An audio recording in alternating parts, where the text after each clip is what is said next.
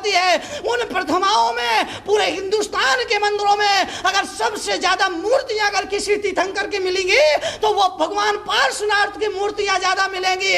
क्यों? कि जिस आदमी ने जितना दुख सहा, जितनी पीड़ा सही, जितना कष्ट सहा, दुनिया ने उसको उतना ही सिर पर उठाया है और उतना ही ज्यादा पूजा है। सर्वाधिक मूर्तियां जैन मंदिरों में भगवान पार्श्वनाथ की मिलती है और पार्श्वनाथ की प्रतिमा अलग से ही पहचान में आ जाती है क्योंकि उनके सिर पर फणमंडल हुआ करता है। पार्श्वनाथ की मूर्तियां सर्वाधिक है। उन्होंने सर्वाधिक सहन किया है, सर्वाधिक क्षमता का परिचय दिया है, इसीलिए भगवान पार्श्वनाथ की दुनिया पूजा करती है। मर्यादा पुरुषोत्तम राम की दुनिया पूजा करती है। ध्यान रखना, जब हमारे मन में धर्म होता है ना तो हम अपने दुश्मन का भी बुरा विचार नहीं करते। जैनाचार्य हुए हैं तिरुवल्लुवर, उन्होंने बहुत सुंदर काव्य लिखा, कुरल काव्य जिसको नाम दिया गया। उसमें एक उन्होंने वक्तव्य, एक सूत्र दिया।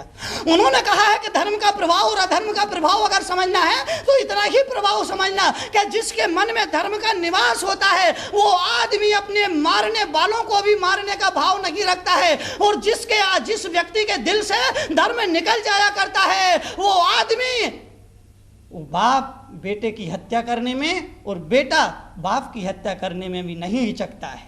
अगर तुम्हारे दिल में, तुम्हारे मन में धर्म का निवास है, धर्म का वास है, तो तुम अपने दुश्मन को भी मारने का भाव नहीं लाओगे, दुश्मन के प्रति भी बुरा ख्याल नहीं लाओगे, अपने शत्रु के प्रति भी कोई अशुभ विचार अपने मन में नहीं लाओगे। यह धर्म का प्रभाव हुआ करता है। और जब धर्म मन से निकल जाता है तो भाई भाई के विरोध में अदालत में खड़ा हो जाता है, बाप बाप बाप बेटे के सामने छुरा लेकर के खड़ा हो जाता है, सासू बहू का गला दबाने से पीछे नहीं हिचकती है।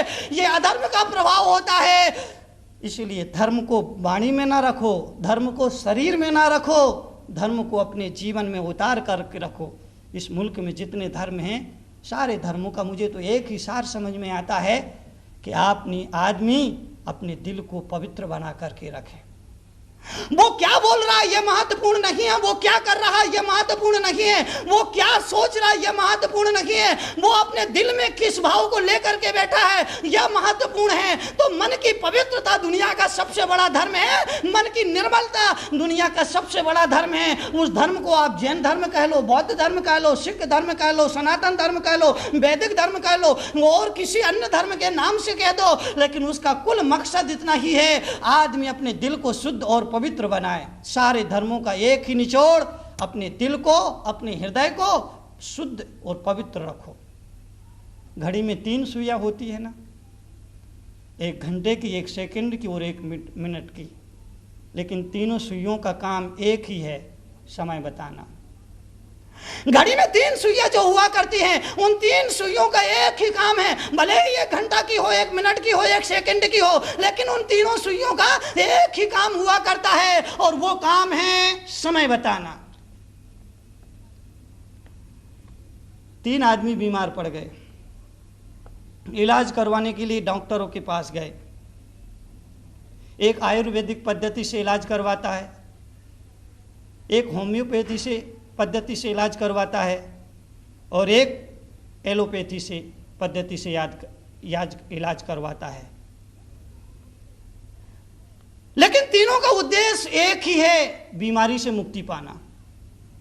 3 व्यक्ति व्यापार करता है, एक सोने का व्यापार करता है, एक कपड़े का व्यापार करता है, एक फैक्ट्री चलाता है, लेकिन तीनों व्यक्ति का उद्देश्य एक ही है, पैसा कमाना। पंथ अलग अलग हो, ग्रंथ अलग अलग हों, संत अलग अलग हों, लेकिन तीनों पंथों का, संतों का और ग्रंथों का उद्देश्य एक ही है, मन की शांति। यही वास्तविक धर्म है, यही वास्तविक जीवन की सच्चाई है।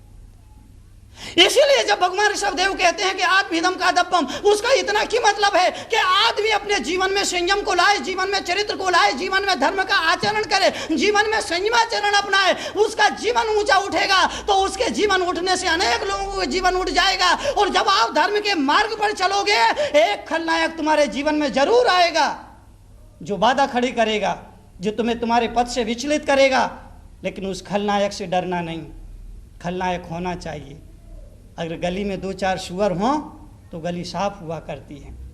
अगर गली में 2-4 सुअर हो तो गली स्वच्छ हुआ करती है, गली की गंदगी दूर हो जाया करती है। ठीक इसी तरह से अगर तुम्हारे जीवन में 2-4 निंदक है, आलोचक है, तो वो ठीक ही है, क्योंकि निंदक और आलोचक खलनायक के समान हुआ करते हैं। वो तुम्हारे जीवन को सजगता प्रदान करते हैं, वो तुम्हारे जीवन को पवित्रता प्रदान करते हैं। अगर गली में सुअर हो तो गली स्वच्छ रहती है, और जीवन में 2-4 निंदक और आलोचक हो तो आदमी सजग और सावधान रहा करता है। इसलिए जीवन में खलनायक तो होना ही चाहिए, होंगे। राम के जीवन में थे, कृष्ण के जीवन में थे, कृष्ण के जीवन में थे, भगवान पार्श्वनाथ के जीवन में, सभी महापुरुषों के जीवन में खलनायक थे। जीसस को सूली पर लटकाया जा रहा था, जीसस कह रहे थे प्रभु इन्हें माफ कर देना, क्योंकि इन्हें नहीं पता ये क्या कर रहे। हमारे ग्रंथ अलग अलग हो सकते हैं, हमारे पंथ अलग अलग हो सकते हैं, हमारे संत अलग अलग हो सकते हैं।